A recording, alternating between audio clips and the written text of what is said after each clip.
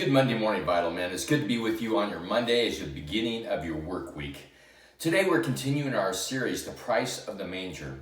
And of course, last week we talked about the price of the wise men, but today we're going to talk about the price of the innkeeper.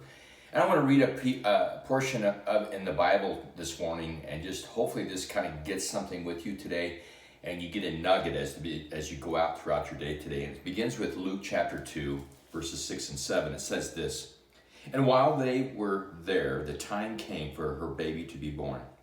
She gave birth to her first child, a son. She wrapped him snugly in strips of cloth and laid him in a manger, because there was no lodging available for them." Now, there's a whole portion of scripture here for the innkeeper, and this guy gets a major bad rap for what's going on, for making no room. And we assume in the Bible that it's possibly a man, but we don't know. The truth is, no room in the inn could also be illustrated. There's no room in the upper room, as well as Jesus went to the upper room with his men at the final portion of his life. But here's the interesting thing. What we do know is the innkeeper missed the moment. Now, it's possibly the innkeeper could have actually been a family member of Joseph, because Joseph had to travel back to Bethlehem because that was his lineage back in the time of when Christ was born, and also to a decree of Augustus Caesar, and also to part of prophecy which God used Augustus Caesar to get accomplished. I love how things work out that way. But here's the interesting thing. The innkeeper missed the moment. You know, good odds with being a Jewish man, he probably had heard the prophecy of the coming king, the Messiah. And yet he didn't know. It was literally at his fingertips, and he missed the moment. So obviously Jesus was born in a manger, in some sort of a stable with a lot of animals. Now, the reason why I want to share that with you this morning is I'm going to share with you a story of a moment that I was robbed of last weekend, and it was my fault. See, I live in the midst of deer hunting season, and it's just crazy. I'm on the Barn City Highway, close to Lake Hawthorne. It is the mega of Mahaska County of deer. We were headed that Sunday to go to our church. As a matter of fact, that Sunday morning we were actually going to be brought into membership, and we couldn't miss. But as we were traveling, there's two entrances to our small farm. And the second entrance, there was vehicles parked.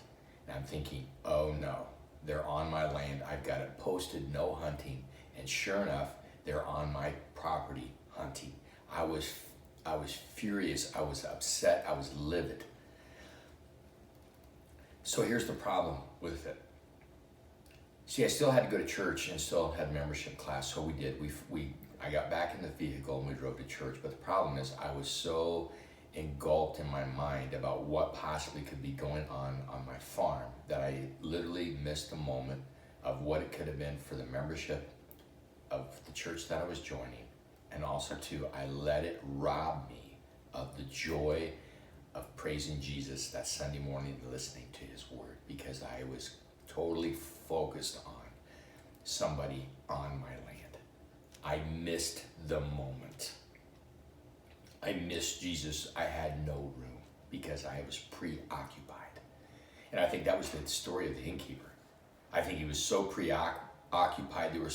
The house would have been full of people. Instead of telling other people, we need to make room for Joseph and Mary because the king is coming, he was so preoccupied that he missed the moment. Men, we have great moments for Christmas that are coming.